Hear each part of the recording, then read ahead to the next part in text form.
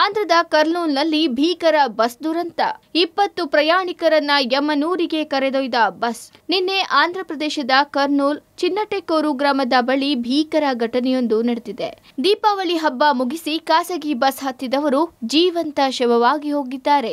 ಹೈದರಾಬಾದ್ನಿಂದ ಬೆಂಗಳೂರಿಗೆ ಬರ್ತಿದ್ದ ಖಾಸಗಿ ಎಸಿ ಬಸ್ ಆಂಧ್ರದ ಕರ್ನೂಲು ಬಳಿ ಬೈಕ್ ಒಂದಕ್ಕೆ ಡಿಕ್ಕಿ ಹೊಡೆದಿದೆ. ಅಪಘಾತವಾದ ಬಳಿಕವೂ ಡ್ರೈವರ್ ಬಸ್ ನಿಲ್ಲಿಸದೆ ಸವಾರನ ಸಮೇತ ಸುಮಾರು 300 ಮೀಟರ್ ಎಳೆದೊಯ್ದಿದ್ದಾನೆ. ಈ ವೇಳೆ ಬೈಕ್ನಲ್ಲಿದ್ದ ಪೆಟ್ರೋಲ್ ಚೆಲ್ಲಿ ಬಸ್ ಅಡಿ ಬೆಂಕಿ ಹೊತ್ತುಕೊಂಡಿದೆ.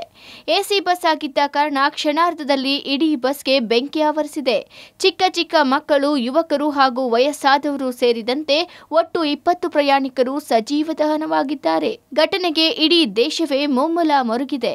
ಬಸ್ನ 2ನೇ ಡ್ರೈವರ್ ವಶಕ್ಕೆ ಪಡೆದ ಪೊಲೀಸರು. ಬಸ್ ದುರಂತಕ್ಕೆ ಕಾರಣವಾದ ಬೈಕ್ ಸವಾರ.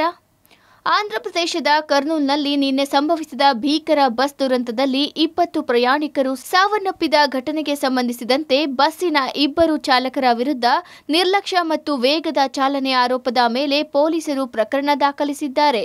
ನಿನ್ನೆ ಓರ್ವ ಚಾಲಕನನ್ನು ಬಂಧಿಸಿರುವ ಪೊಲೀಸರು ಇಂದು ಮತ್ತೋರ್ವ ಚಾಲಕ ಲಕ್ಷ್ಮಯ್ಯನನ್ನ ಬಂಧಿಸಿದ್ದಾರೆ. ಟ್ರಾವೆಲ್ ಸಿಬ್ಬಂದಿಯನ್ನು ಬಂಧಿಸಿದ ಪೊಲೀಸರು ವಿಚಾರಣೆಗೊಳಪಡಿಸಿದ್ದಾರೆ.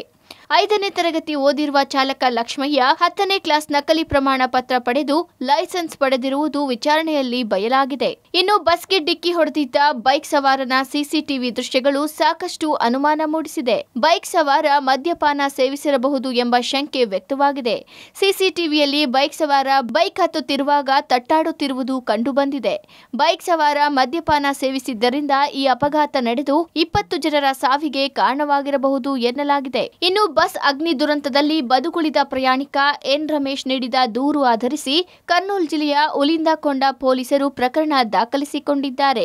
ಕರ್ನೂಲ್ ಬಸ್ ಅವಘಡ ಸಂದರ್ಭದಲ್ಲಿ ನಿರ್ಲಕ್ಷ್ಯ ಮತ್ತು ಅತಿ ವೇಗದ ಚಾಲನೆ ಆರೋಪದ ಮೇಲೆ ಪ್ರಯಾಣಿಕ ಎನ್ ರಮೇಶ್ ಅವರ ದೂರಿನ ಆಧಾರದ ಮೇಲೆ 2 ಬಸ್ ಚಾಲಕರ ವಿರುದ್ಧ ಪ್ರಕರಣ ದಾಖಲಿಸಿದ್ದೇವೆ ಎಂದು ಪೊಲೀಸ್ ಅಧಿಕಾರಿಯೊಬ್ಬರು ತಿಳಿಸಿದ್ದಾರೆ. ಚಾಲಕರ ವಿರುದ್ಧ ಬಿಎನ್ಎಸ್ ಕಾಯ್ದೆ 125(a) 106(1) ಅಡಿಯಲ್ಲಿ ಉಲಿಕೊಂದ ಪೊಲೀಸ್ ಠಾಣೆಯಲ್ಲಿ ಪ್ರಕರಣ ದಾಖಲಾಗಿದೆ. ಒಟ್ನಲ್ಲಿ ದುರಂತಕ್ಕೆ ಪ್ರಮುಖ ಕಾರಣ ಏನು, ನಿಜವಾದ ತಪ್ಪಿತಸ್ಥರು ಯಾರು ಅನ್ನೋದು ಪೊಲೀಸರ ತನಿಖೆ ಮೂಲಕ ಹೊರಬರಬೇಕಿದೆ. ಆದರೆ ತಮ್ಮದಲ್ಲದ ತಪ್ಪಿಗೆ 20 ಜನರು ಜೀವ ಕಳೆದುಕೊಂಡಿದ್ದು ಮಾತ್ರ ದುರಂತವೇ ಸರಿ. News desk, public TV.